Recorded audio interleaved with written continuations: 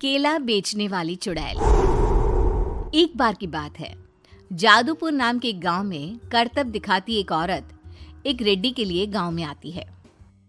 आइए आइए मेहरबान कदरदान, खाइए रोहड़ा के ताजे ताजे केले। कभी खाए नहीं होंगे ऐसे केले, पीले पीले केले खाइए। ये कहकर रोहड़ा हाथों में 4 केले लिए उन्हें सर्कल में जोर जोर से हवा में उछालती हुई करतब दिखाती है, जिसे देखकर आसपास के सारे बच्चे अपने अपने मम्मी पापा से उस औरत के पास जाने की जिद करने लग जाते हैं। पापा, ऐसा तो सर्कस में बॉल से होता है ना, ये आंटी तो केले से कर रही है। चलिए ना पापा, देखते हैं। रोहड़ा एक पतली सी तार पर चलती हुई केलों से करतब दिखाती है। आते जाते सभी लोग बाहर रुककर उसके करतब देखते हैं और वाह वाही करते नहीं थकते। जैसे ही एक आदमी पास आकर उसे पैसे देने लग जाता है, तब वो कहती है, अरे नहीं नहीं साहब, मैं करतब तो बच्चों के मन को बहलाने के लिए करती हूँ। धंधा तो मेरा केले का है। पीछे देखो मेरी रिड्डी, जो भी मेरे केले खाएगा मेरी तरह चुस्त दुरुस्त और तंदुरुस्त हो जाएगा। पता चलता है क्या कि मेरी उम्र 55 की है। अरे पर ऐसे ठंड के मौसम में कोई केला क्यों खाएगा? ये ऐसे वैसे केले नहीं है साहब, ये शरीर में गर्मी देते हैं। ठंड को दूर भगाए जो भी रोहिणा के केले खाए। पापा, अगर मुझे केले नहीं मिले तो मैं घर नहीं जाऊंगी। तभी उसके पापा कहते हैं कि बेटा, केले ठंड में कभी गर्मी नहीं देते। ये सब कहने की बातें हैं, सामान बेचने का तरीका है इनका। पर पिंकी नहीं मानती। मैं केले खाऊंगी। पिंकी की जिद के आगे नत्थू हार जाता है और उसे केले खरीद कर दे देता है। पिंकी खुश होकर केले घर ले आकर खाती है। अब मैं भी करतब करूंगी, कितना मजा आएगा। जादुई केले। पिंकी पहला केला खत्म भी नहीं करती कि वो बेहोश हो जाती है। दूसरे केले से एक काला धुआं आता है और रोहड़ा चुड़ैल बनकर बाहर निकल आती है। मेरे भूतिया केले बच्चे न खाए, ऐसा हो ही नहीं सकता। जादूपुर वालों, कब तक बचोगे? आ गई हूं मैं रोहड़ा, जिसका कोई नहीं कर सकता सामना।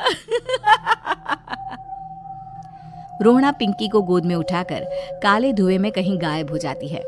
शाम के वक्त नत्थू घर लौटता है और पिंकी को घर में ना पाकर उसकी माँ से कहता है, माँ पिंकी कहाँ है?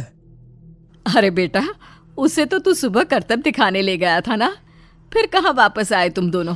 मुझे लगा तू उसे अपने साथ मंडी ले गया होगा। हे भगवान, मेरी बच्ची कहाँ गई? मैं उसे घर ही तो छोड़कर गया था माँ।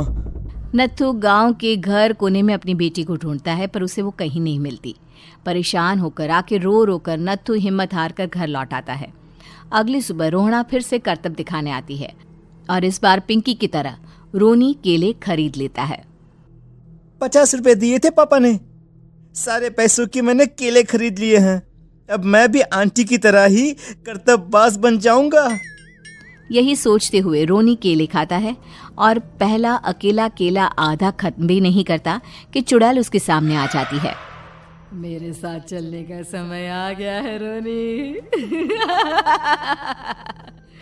ये तो बस शुरुआत है। अब इस गांव के सारे बच्चे धीरे धीरे मेरे कब्जे में होंगे, एक बच्चा भी नहीं बचेगा।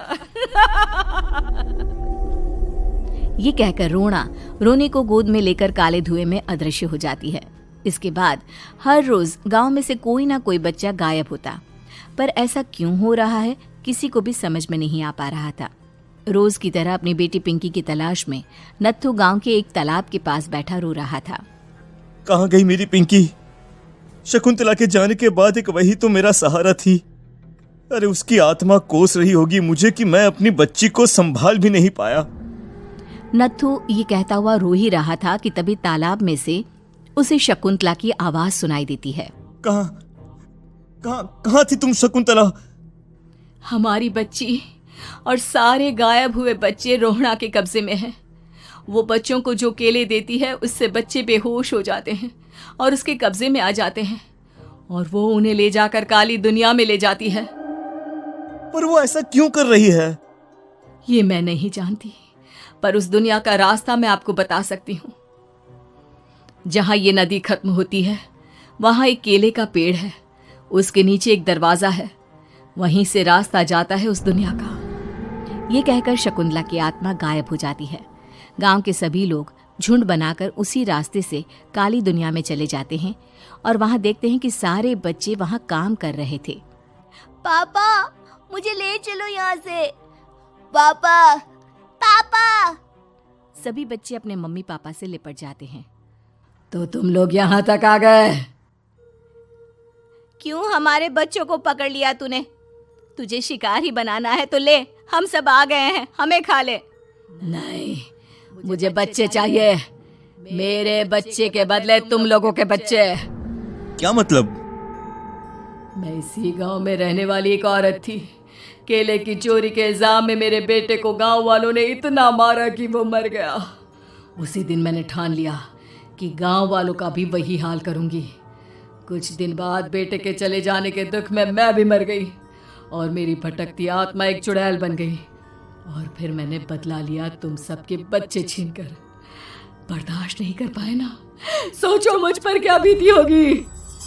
हमें माफ कर दो रोना। पता नहीं ये किसकी गलती थी, पर हम सभी माफी मांगते हैं। हमारी खुशियां लौटा दो, तुम भी तो एक माँ हो। गांव वालों की बात सुनकर रोना का मन पिघल जाता है और वो बच्चों को छोड़ देती है।